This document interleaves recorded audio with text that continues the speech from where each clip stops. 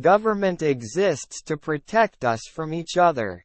Where government has gone beyond its limits is in deciding to protect us from ourselves. I've noticed that everyone who is for abortion has already been born. The greatest leader is not necessarily the one who does the greatest things.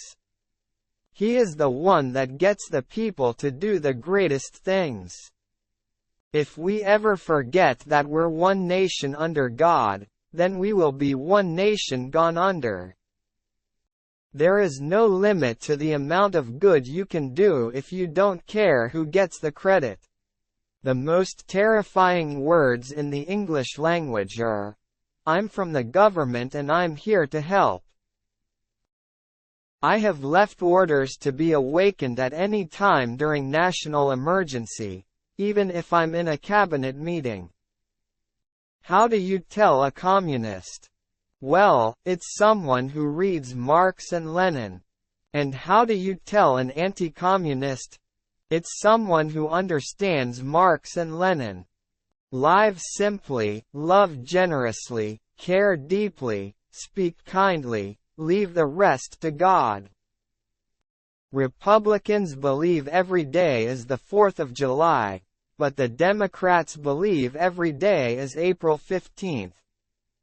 We don't have $1 trillion debt because we haven't taxed enough. We have $1 trillion debt because we spend too much.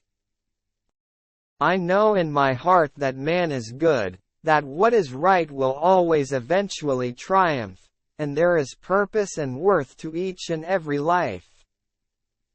Heroes may not be braver than anyone else. They're just braver 5 minutes longer. Government's view of the economy could be summed up in a few short phrases. If it moves, tax it. If it keeps moving, regulate it. And if it stops moving, subsidize it. Some people spend an entire lifetime wondering if they made a difference in the world. But the Marines don't have that problem. Politics is not a bad profession.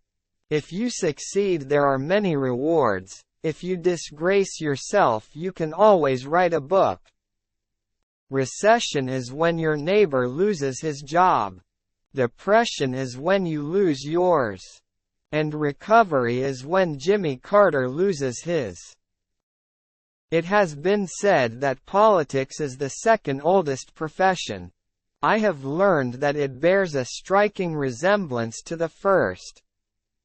Our natural, inalienable rights are now considered to be a dispensation from government, and freedom has never been so fragile, so close to slipping from our grasp as it is at this moment.